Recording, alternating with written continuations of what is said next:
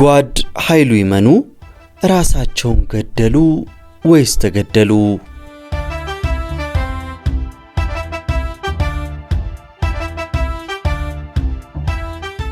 ጓድ ኃይሉ ይመኑ የኢህአዴግ አዲስ አበባን መግባት ተከትሎ ከሌሎች ባልደረቦቻቸው ጋር በመሆን ጣሊያን ኤምባሲ በመግባት ጥገኝነትን ጠይቀው ነበር። እሳቸው ኤምባሲ እንደገቡ ከጥቂት ቀናት ቆይታ በኋላ ጓድ ኃይሉ ይመኑ ራሳቸውን ገደሉ ተብሎ በሰፊው ወሬው ተናፈሰ። በወቅቱ ይታተሙ የነበሩት መጽሔቶችና ጋዜጦች ግን ወሬውን ሊያምኑት አልቻሉም። ጓድ ኃይሉ ይመኑ ጣሊያን ኤምባሲ ከገቡ በኋላ ለምን ራሳቸውን ያጠፋሉ ሲሉ ጥያቄዎችን ማቅረብ ጀመሩ። የዚህንም ምላሽ ለማወቅ በርካታ በሮችን አንኳኩ። የቻሉትን ያክል ለማጣራት ሞከሩ። ከነዚህ መጽሔቶች መካከል አንዷ የሆነችው ደግሞ ማለዳ መጽሔት ነች። ማለዳ መጽሔት በሰዓቱ በጓድ ኃይሉ አሟሟት ላይ ያጠናቀረችውን ዘገባ እንደሚከተለው ይዘንላችሁ ቀርበናል። እስከ ፕሮግራማችን ፍጻሜ ድረስ አብራችሁን ቆዩ። በቅድሚያ ግን ለቻናላችን እድገት ሲባል ዝግጅቱን ከመጀመራችሁ በፊት ላይክ በማድረግ እገዛ አድርጉልን። ቻናሉን ከወደዳችሁትም ሰብስክራይብ አድርጉን። ታሪኩን እነሆ።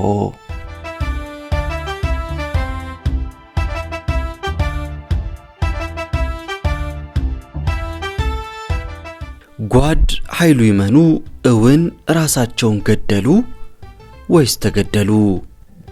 ከፍተኛ ጥርጣሬ ውስጥ ገብተናል። አቶ ኃይሉ ይመኑ ራሳቸውን አልገደሉም፣ በሰው ነው የተገደሉት የሚል ወሬ በሚስጥር ተይዞ አገኘነው። አቶ ኃይሉ ይመኑ ራሳቸውን ገደሉ ከተባለ በኋላ የሌሎቹ በህይወት በኤምባሲ ውስጥ የሚገኙት ባለስልጣናት ቤተሰቦች ወደ ግቢው መግባትና መውጣት ከጀመሩ በኋላ ያጮለቀ ሚስጥር ነው።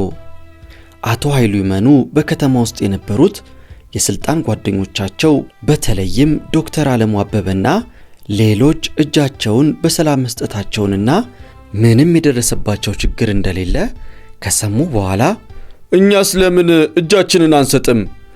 ከሌሎች ባለስልጣናት የተለየ ምን ያደረግነው ነገር አለና ነው እዚህ የምንደበቀው?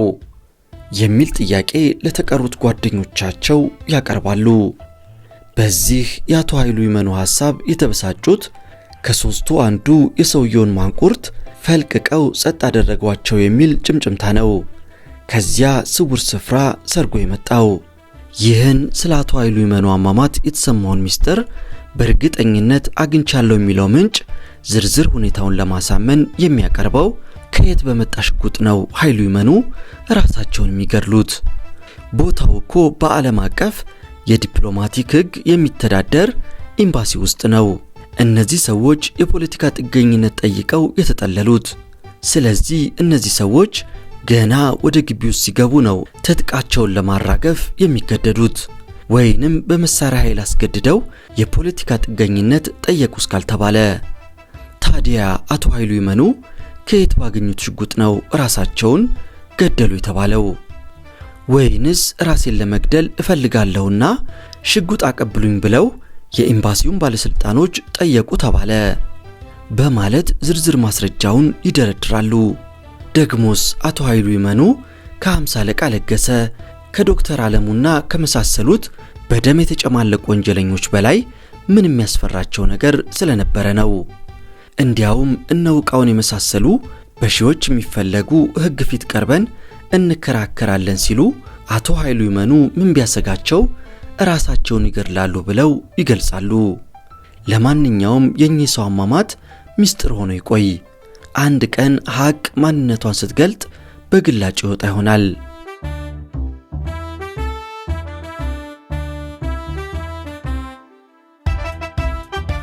በአንድ ወቅት በቀድሞ የዘውዳዊ ስርዓት ወታደር የነበሩና ከዚያም ከጦሩ ተሰናብተው ወደ ፈረንጅ ሀገር በመሄድ ሰፋ ያለ የቀለምና የሙያ ትምህርት በሲቪልነት ተምረዋል የሚባሉት አቶ ኃይሉ ይመኑ የደርግ ወይም የኢህአዴግ መንግስት ሞተር በተለይም የኮሎኔል መንግስቱ የቅርብ ረዳቶችና ኤክስፐርት አማካሪዎች ናቸው ከሚባሉት አቶ ተስፋዬ ዲንቃ፣ አቶ ሽመልስ ማዘንጊያ፣ ዶክተር አለሙ አበበ፣ አቶ ፋሲካ ሲደልልና አቶ ሸዋንዳኝ በለጠ ጋር የቅርብና የጠበቀ ግንኙነት እንደነበራቸው ይነገራል። በጣሊያን ኤምባሲ የሚገኙት የቀሩት 3 ባለስልጣናት በምን አይነት ሁኔታ ላይ እንዳሉ እንመልከት። እነዚህ ከፍተኛ ባለስልጣናት አሳሳቢ ሁኔታ ውስጥ እንደሚገኙ የሚጠቁሙ ምንጮች አሉ። በኤምባሲው ጥገኝነት ጠይቀው እንደገቡና ከዚያም በኋላ እስከ ተወሰነ ወራት ድረስ የነዚህ ባለስልጣናት አኗኗር ምቾት የተሞላበት ነበር። የፈለጉትን የህዝብ መገናኛ፣ ቴሌቪዥን፣ ሬዲዮ፣ ጋዜጣ የመገልገል መብት ነበራቸው። ከዚህም አልፎ የቴሌፎን አገልግሎት ይፈቀድላቸው ነበር። ቤተሰቦቻቸው ወደ ግቢው በመግባት ይጠይቋቸው፣ ይገናኟቸው ነበር። ደስ ያላቸውን ምግብ ያስቀርቡ ነበር። ባስፈለጋቸው ሰዓትና በፈለጉት የግቢው ክልል ውስጥ ይንቀሳቀሱ ነበር። ከቅርብ ወራት ወዲህ ግን ሁኔታ ሁሉ ተቀያይሯል። ምቾታቸው እንዳልነበረ ሆኗል። በአሁኑ ወቅት አንዳንድ ምንጮች እንደሚገልጹት እነዚህ ሰዎች በአጠቃላይ መነጠል ውስጥ ነው ያሉት። ቤተሰቦቻቸው ጋር አይገናኙም። የህዝብ መገናኛ እንዳይገለገሉ ተከልክለዋል። በቀን ውስጥ ከ1 ሰዓት በላይ ከሚኖሩባት የግዛት ክልል ወጥተው በግቢ ውስጥ መንቀሳቀስ አይፈቀድላቸውም። በአጠቃላይ የጥብቅ እስራት ያህል ተነጥለዋል።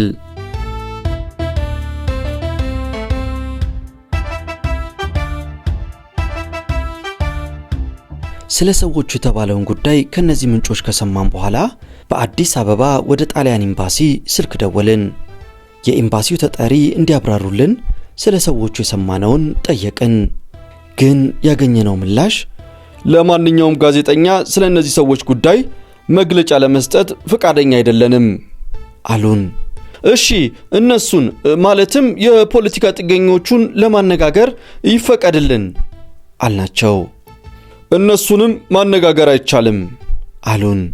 እጥር ምጥን ያለ ግን ደብዛ የሌለው መልስ። ስለዚህ ምን ማድረግ አለብን ብለን ተጠያየቅን። የዲፕሎማቲክ ሚሽኖችን በበላይነት የሚያስተዳድረው የውጭ ጉዳይ ሚኒስቴር መስሪያ ቤት ስለሆነ ወደዚያ ጎራ እንበል አለን። በኢትዮጵያ የሽግግር መንግስት ለውጭ ጉዳይ ሚኒስቴር መስሪያ ቤት ማወቅና ማጣራት የፈለግነውን ጉዳይ በሚመለከት ጥያቄያችንን አቀረብን። በሚኒስቴር መስሪያ ቤቱ የአውሮፓ መምሪያ የሚመለከት ጉዳይ ስለሆነ የመምሪያው ኃላፊውን አነጋግሯቸው ተባልን። ለምን ብንል ጣሊያን በአውሮፓ አህጉር የምትገኝ ሀገር ስለሆነች ይህ መምሪያም በአውሮፓ አህጉር ያሉትን ሀገሮች የሚመለከት ስለሆነ ነው አሉን። የመምሪያ ኃላፊው በወቅቱ በስራ ጉዳይ ከቢሮአቸው ወጥተው ስለነበረ በሌላ ጊዜ ስልክ ደውለን አገኘናቸው። ጉዳዩን ይኸውም በጥገኝነት ጥያቄ ኤምባሲውን ተከልለው ስለሚገኙት ሰዎች የሰማነውን ሁሉ በዝርዝር ገለጽንላቸው። በእሳቸው መስሪያ ቤት በኩል ስለ እነዚህ ሰዎች ሁኔታ የሚታወቅ ነገር ካለ እንዲያብራሩልን ጠየቅናቸው። እነዚህ ሰዎች በጣሊያን ኤምባሲ ስር ተከልለው ስለሚገኙ በጣሊያን መንግስት ማንዴት ስር ናቸው። እኛ የኢትዮጵያ መንግስት የውጭ ጉዳይ ሚኒስቴር መስሪያ ቤት ማለታቸው ነው። ስለ እነዚህ ሰዎች ሁኔታ የምናውቀው ነገር የለም፣ ለማወቅም አንችልም አሉን። እሺ፣ አቶ ኃይሉ ይመኑ የቀድሞ መንግስት ምክትል ጠቅላይ ሚኒስቴር በኤምባሲው ውስጥ በጥገኝነት ተከልለው እንዳሉ መሞታቸውንስ ያውቃሉ? በዜና ማሰራጫዎች ባይሆንም በግል ወሬ ሰምቻለሁ። በምን ምክንያት ሞቱ ተባለ? ራሳቸውን ገደሉ ሲባል ነው የሰማሁት። ራሳቸውን በምን ገደሉ ተባለ? ስለሱ እንኳን በጥይት ይሁን ታንቀው ወይም መርዝ ጠጥተው የሰማሁት ነገር የለም። ከሶስቱ የተቀሩት ባለስልጣናት የጦር መኮንኖች አንደኛው ገደሏቸው የሚል ወሬ አለ። ስለዚህ ጉዳይስ የሰሙት ነገር የለም? ይህንንስ አልሰማሁም። በኢትዮጵያ የሽግግር መንግስት የውጭ ጉዳይ ሚኒስቴር የአውሮፓ መምሪያ ኃላፊ ጋር በስልክ ያደረግነው ቃለ ምልልስ ነበር። ለማንኛውም ለዛሬ እዚህ ላይ እናብቃ።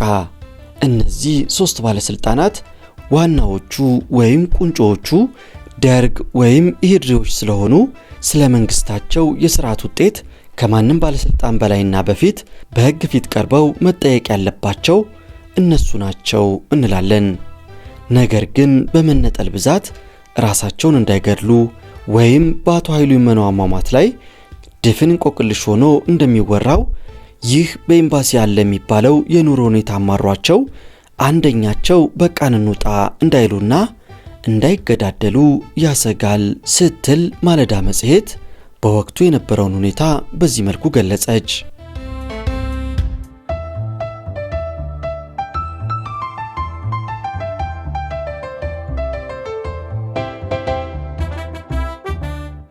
በመቀጠልም በገጠመኞች የታጀበ የህይወት ጉዞ በሚለው በሌተናል ጄኔራል አዲስ ተድላ በተጻፈው መጽሐፍ ላይ ስለ ጓድ ኃይሉ አሟሟት የሚከተለውን አስፍረዋል።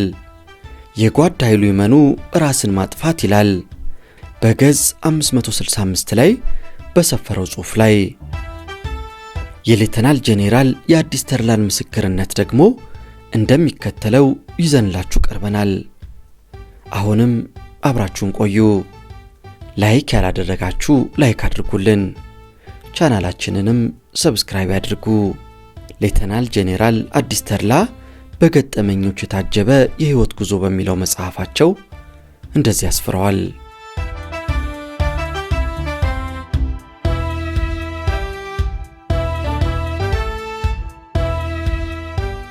የጓድ ኃይሉ ይመኑ ራስን ማጥፋት።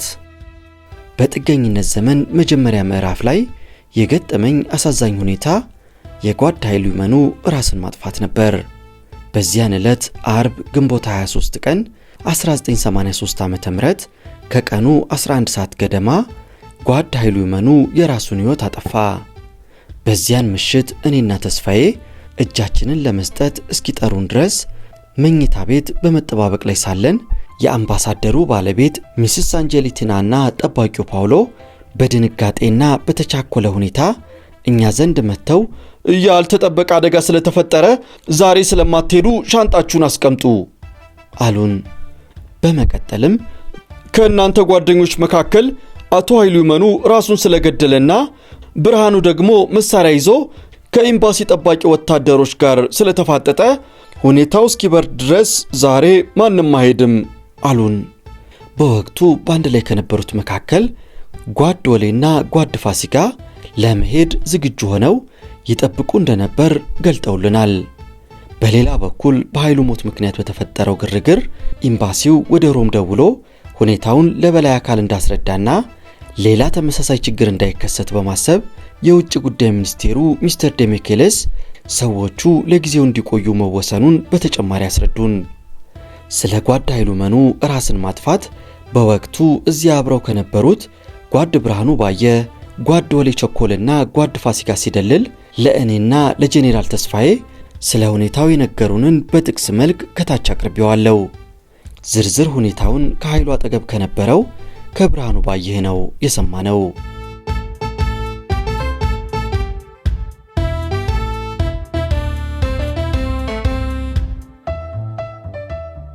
አርብ ግንቦት 23 ቀን 1983 ዓ.ም ከቀኑ 11 ሰዓት ተኩል ገደማ የኤምባሲው አንደኛ ጸሐፊ ዶክተር ዴቬኖ አውቶማቲክ ድግን መትረየስ በታጠቁ 2 የጣሊያን ወታደሮች ታጅቦ መጥቶ እኔን ሌሎች ወዳሉበት ክፍል እንዲሄድ ነግሮኝ አንድ ላይ ስንሆን አዲስ ነገር ተፈጥሯል በማለት ጀምሮ ጋዜጠኞች ባሉበት ለኢህአዴግ እንደሚያስረክቡን፣ ጋዜጠኞችና ተራካቢዎች በግቢው በር ላይ እየጠበቁ እንደሆነ፣ እስከዚያን ጊዜ የተያዙትን ባለስልጣኖች በፖለቲካ ትምህርት ቤት የገቡ ስለሆነና በጋዜጠኞች ፊት ከተረከቡን ምንም እንደማያደርጉን ነግሮን ለመውጣት እንድንዘጋጅ አሳሰበን። በዚህ ጊዜ እኔ በንዴት ለጣሊያን መንግስት ጥገኝነት የመጣን ስለሆነና በጣሊያን መንግስት ጥበቃ ስር ስለምንገኝ ልታስረክቡን አይገባም። እጃችንን ለመስጠት ብንፈልግ ኖሮ መጀመሪያም እዚህ ሳንመጣ እንሰጥ ነበር። አሁን የተባበሩት መንግስታት የስደተኞች ኮሚሽን ተወካይን ጥሩልን።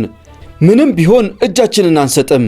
ለምን አጃቢዎችን ትእዛዝ ሰጥተህ ተኩሶ አይገሉንም ስለው ሌሎቹ ዝም እንድልና ፋሲካ ካውንስለሩን እንዲያነጋግረው ስለጠየቁኝ እንደምንም ዝም ብዬ ሳዳምጥ አንዳንዴም እሱ በለሰለሰ ሁኔታ ሲነጋገር ጣልቃ እየገባው ስደነፋባቸው ይሄ የጣሊያን መንግስት ውሳኔ ነው አለና እንቅጩን ዲቮኖ ተናገረ።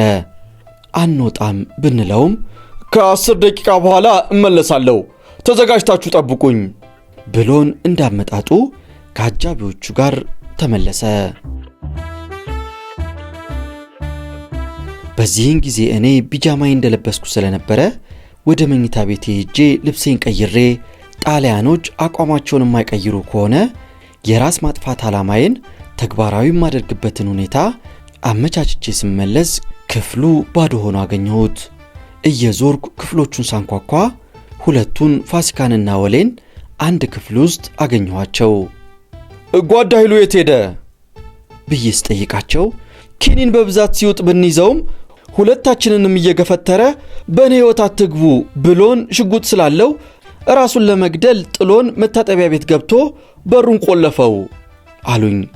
እኔም በጣም ጥሩ፣ እኔም ራሴን እገድላለሁ ብዬ ወደ መታጠቢያ ቤቱ ሄጄ በሩን ሳንኳኳና ኃይሉ ማን ነው ሲል እኔም ራሴን ለመግደል እፈልጋለሁ ስለው በሩን ከፍቶልኝ ገባው።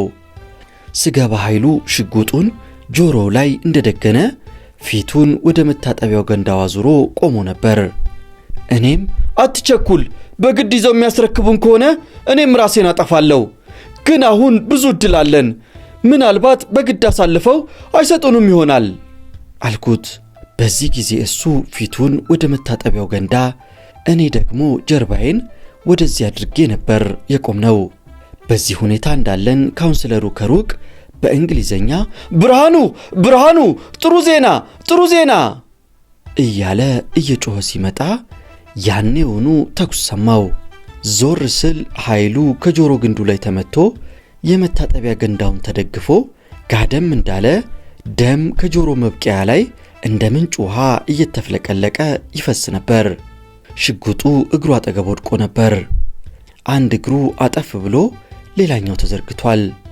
ሽጉጡን ለማንሳት በሱ ላይ መራመድ ስለነበረብኝ ይቸግር የለም ወይ ሬሳ መራመድ የሚለው አባባል ትዝ አለኝ። እንደምንም ብዬ አንድ እግሬን ብቻ አሳልፌ ሽጉጡን አነሳሁትና ጆሮ ግንዴ ላይ ደገንኩት። ሆኖም ቶሎ መልሼ ወገቤ ላይ ሻጥ አደረግኩትና ካውንስለሩ የሚለውን ለመስማት ወሰንኩ። ካውንስለሩም ሚኒስትር ደሚኬሌ የጣሊያን መንግስት የውጭ ጉዳይ ሚኒስቴር እዚህ እንድትቆዩ ፈቅደዋል፣ እየፈለጋችሁትን ያህል ትችላላችሁ ወዘተ እያለ ሲጮህ የኤምባሲው ወታደር አንድ ጥይት ተኩሶ ብርሃኑም ድምፁን ከፍ አድርጎ ኃይሉ ራሱን ገድሏል፣ እኔም ራሴን እገድላለሁ አለው።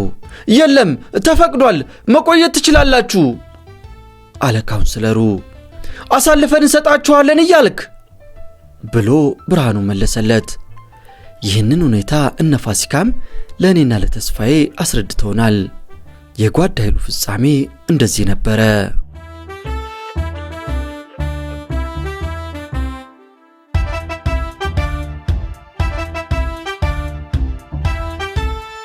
አምባሳደሩ ስለ ኃይሉ መሞት ለወያኔ ሰዎች ወዲያውኑ ነግሮ ስለነበረ ለጊዜው የእኛን እጅ የመስጠት ጉዳይ አቆይተው የኃይሉን አሟሟት ሁኔታ ለማጣራት ወሰኑ።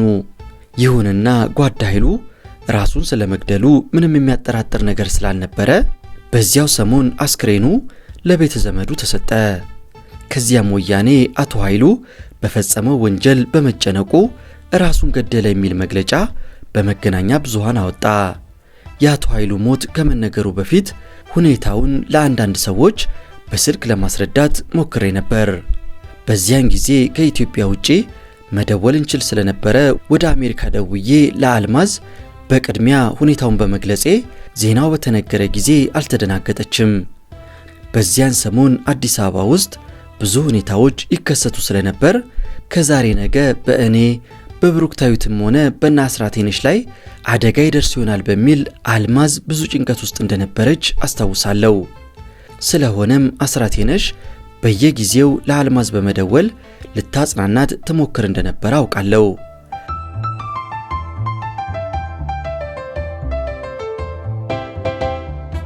በዚሁ ሰሞን የኃይሉ ይመኑ ባለቤት ከአሜሪካ ደውላ የአሟሟቱን ሁኔታ ለማጣራት በፈለገች ጊዜ እኔ ቀርቤ በማነጋገር ሁኔታውን በማብራራት ለማጽናናት ሞክሬያለሁ። ጓድ ኃይሉና እኔ ለረጅም ጊዜ ዘመቻ መምሪያ አብረን መስራታችንን ባለቤቱ ስለምታውቅ የሰጠዋትን ማብራሪያ የተቀበለች ይመስለኛል።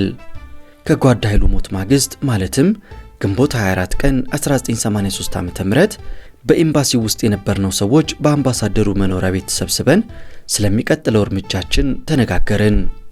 ይኸውም በወያኔ በኩል አሁንም እጃችንን እንድንሰጥ የሚጠበቅ በመሆኑና ኤምባሲው ማውጥቶ እንዲሰጥ ለማስገደድ በሚል ሳቢያ ተጽዕኖ ማድረግ እንደሚጀምር ስለተገለጸልን አቋም መውሰድ ያስፈልገን ነበር።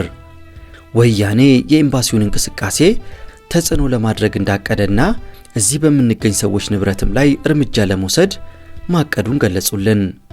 ስለሆነም እነዚህን ነገሮች ሁሉ በማገናዘብ እያንዳንዱ ሰው የራሱን ውሳኔ ማድረግ ነበረበት። በውይይቱ ላይ ጓድ ዶሌ፣ ጓድ ፋሲካና ጄኔራል ስዩም እጃቸውን ለመስጠት ሲወስኑ ጄኔራል ተስፋዬና ጓድ ብርሃኑ ለመቆየት ወሰኑ። በእኔ በኩል በሁለት ምክንያቶች ማለትም አንደኛ እስከ መቼ ድረስ ነው ኤምባሲ ላይ ሸክም ሆኖ መቆየት የሚቻለው? ሁለተኛ ደግሞ ከኔ ጋር አብረው የነበሩ በርካታ ጄኔራሎች ሲታሰሩ ከነሱ ተለይቼ ራሴን ለማዳን ለምን እዚህ ቀራለው በሚል መጀመሪያ ላይ እጄን ለመስጠት አስቤ ነበር።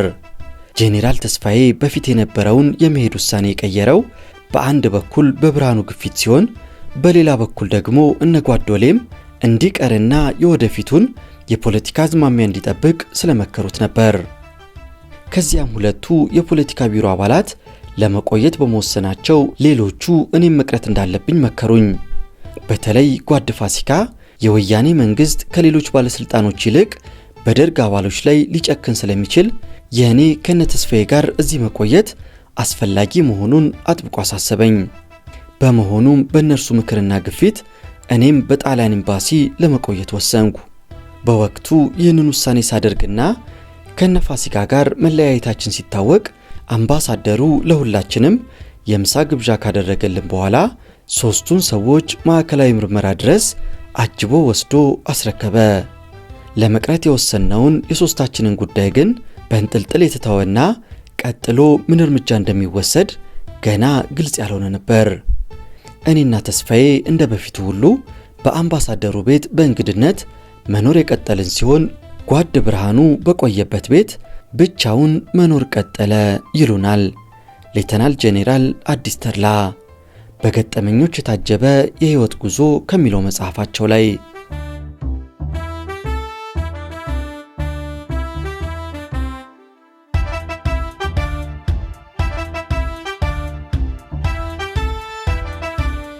ውድ የኢትዮ ትዝታ ቤተሰቦች ይህ ሁሉ ታሪክ በጣሊያን ኤምባሲ ከተፈጠረ በኋላ በኤምባሲው ታስረው የነበሩት የቀድሞ ከፍተኛ ባለስልጣናት ከ29 ዓመታት ቆይታ በኋላ ነፃ ሆነው ሲወጡ ይህንን አሁን ያቀረብንላችሁን ታሪክ በመጽሐፍ ለማሳተም ቻሉ። እኛም ለዛሬ ለታሪክ ማስታወሻነት እንዲሆነን ይዘንላችሁ ቀረብን። ለዛሬ አበቃን። በቀጣይ በአዲስ ታሪክ እንገናኝ። ይህም የኢትዮጵያ ታሪክ ነው።